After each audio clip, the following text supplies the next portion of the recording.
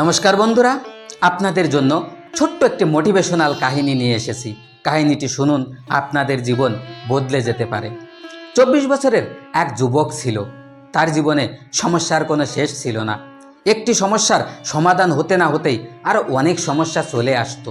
তাই নিয়ে সে অনেক দুঃখী থাকতো। সে বুঝতে পারতো না সে কি করবে। একদিন সে শুনতে পেল পাশের গ্রামে একজন ধর্মগুরু এসেছেন, অর্থাৎ সাধু বাবা এসেছেন। তিনি অনেক জ্ঞানী, আর তিনি সকল মানুষের সমস্যার সমাধান কিভাবে হবে তাই বলে থাকেন। তাই সেই যুবক মনে করলো, আমিও ওই পাশের গ্রামে যাব সেই সাধু বাবার কাছে সমস্যার সমাধান শুনতে। তাই পরের দিন সেই যুবক সেই সাধু বাবার কাছে পৌঁছালো। সেখানে গিয়ে দেখলো অনেক মানুষের ভিড়, সবাই লাইন লাগিয়ে সেই সাধু বাবার কাছে যাচ্ছে আর নিজ নিজ সমস্যার কথা বলছে। সেই যুবকও লাইনে দাঁড়ালো আর লাইন লাগিয়ে ধীরে ধীরে সেই সাধু বাবার কাছে পৌঁছালো। যখন সাধু বাবার কাছে পৌঁছালো তখন সাধু বাবাকে প্রণাম করলো আর বলল, সাধু বাবা, আমার জীবনে অনেক সমস্যা, আমি এই একটা সমস্যা সমাধান করি আর জানি না কোথা থেকে হাজারো সমস্যা চলে আসে। আমি তাই নিয়ে অনেক দুঃখী থাকি। আমি বুঝতে পারি না কি করব। আমি কোনো সমস্যার সমাধান ঠিকমতো করতেও পারি না, আর একটা সমাধান করি হাজারো সমস্যা চলে আসে। তখন সাধু বাবা বলল, আজ বেলা হয়ে গেছে, সন্ধ্যা হয়ে গেছে, তাই আজ তোমাকে আমি এর সমস্যার সমাধান দিতে পারবো না। তুমি কালকে আসবে, তোমাকে আমি সমস্যার সমাধান অবশ্যই দেব। তখন সেই যুবক অনেক খুশি হলো আর সে বাড়িতে আসতে গেল।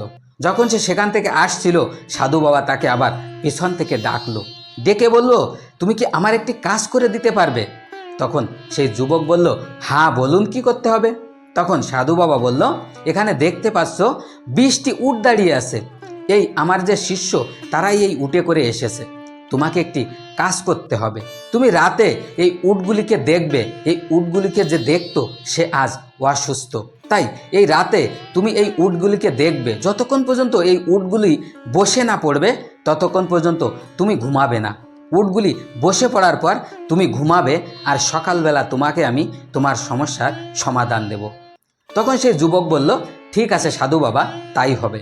তারপর সাধু বাবা তার কুঠিরে চলে গেলেন। সেই যুবক সেই সারা রাত ধরে উটগুলিকে বসানোর চেষ্টা করলো।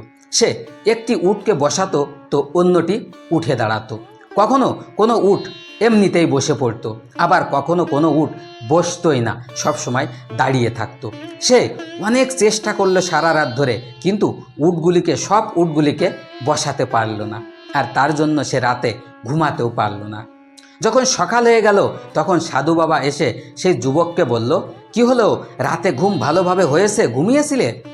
তখন সেই যুবক বলল, রাতে আমি ঘুমাবো কিভাবে? আপনার যে উট তা তো কখনো বসিনি, সবসময় কোনো না কোনো উট দাঁড়িয়েছিল। আমি বসানোর অনেক চেষ্টা করেছি, কোনো উট বসেছে তো কোনো উট আবার দাঁড়িয়ে গেছে, আর কোনো উট সবসময় দাঁড়িয়েই ছিল, তাকে আমি বসাতে পারিনি। তখন সাধু বাবা বলল, তোমার সাথে যে ঘটনাটি ঘটেছে এই ঘটনা থেকে তুমি কি কিছু বুঝতে পেরেছো? তখন সেই যুবক বলল, না, আমি কিছু বুঝতে পারিনি। তখন সাধু বাবা বলল যে, হ্যাঁ, তোমাকে আমি এটাই বোঝাতে চাইছি, তুমি যেমন ওই উটগুলিকে সবগুলিকে বসাতে পারোনি, অর্থাৎ কখনো উট দাঁড়িয়েছিল, কখনো বসেছিল, আবার কখনো সেই উট বসে আবার দাঁড়িয়ে যাচ্ছিল। এগুলো হলো সব কিছু তোমার ওই সমস্যারই মতো। তোমার জীবনে যেমন সমস্যা আছে, তুমি বুঝতে পারো না কি করবে, একটি সমস্যা ঠিক হয় তো আরেকটি আসে, ঠিক তেমনই এই উটগুলো একটি বসছিল, একটি উঠে দাঁড়াচ্ছিল, আর তোমার জীবনের সমস্যাগুলো এমন, একটি সমস্যা যাবে তো একটি আসবে। কোনোটি তুমি সমস্যার সমাধান করতে পারবে, কোনোটি করতে পারবে না। আর যে সমস্যার সমাধান তুমি করতে পারবে না তা তোমাকে সময়ের জন্য ছেড়ে দিতে হবে। সময় আসলে সেই সমস্যার সমাধান তুমি অবশ্যই পেয়ে যাবে।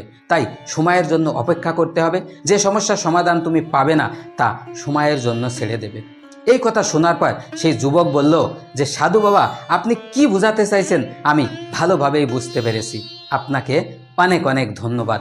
এই কথা বলে সেই যুবক সেখান থেকে চলে গেল, আর তারপর থেকেই কোনো বিষয় নিয়ে সে চিন্তা করতো না, নিলিবিলি তার জীবন অতিবাহিত করতে লাগলো খুশি খুশি। তো বন্ধুরা, ছোট্ট কাহিনী আমাদের এই শেখায় যে আমাদের জীবনও এমন। আমাদের জীবনে যখন কোনো সমস্যা আসে তখন আমরা ভেঙে পড়ি আর ভগবানকে দোষারোপ করি। আমরা বলি, সব সমস্যা কি ভগবান আমাকেই দাও। কিন্তু সবার জীবনে এমন সমস্যা আছে, সবার জীবনে আসবে আর সমস্যা চলেও যাবে। যে সমস্যার আপনি সমাধান করতে পারবেন তা করুন, আর যে সমস্যার সমাধান হবে না তা সময়ের জন্য ছেড়ে দিন। সময় আসলে তা আপনা আপনি সমাধান হয়ে যাবে। তাই চিন্তা করবেন না, খুশি থাকার চেষ্টা করুন, কঠোর পরিশ্রম করুন, দেখবেন জীবন খুশিতে ভরে যাবে। আর আমার এই ছোট্ট কাহিনী যদি ভালো লাগে তাহলে অবশ্যই একটা লাইক আর একটা সাবস্ক্রাইব করে বেল আইকন প্রেস করে দেবেন, যেন আমি আপনাদের সাথে জুড়ে থাকতে পারি। আর আমার এই চ্যানেলে এমন ছোট ছোট অনেক কাহিনী দেখতে পাবেন। আর আমার কাহিনীর ভিতরে যদি কোনো ভুল দেখতে পান তাহলে অবশ্যই কমেন্টস করে জানাবেন। ধন্যবাদ।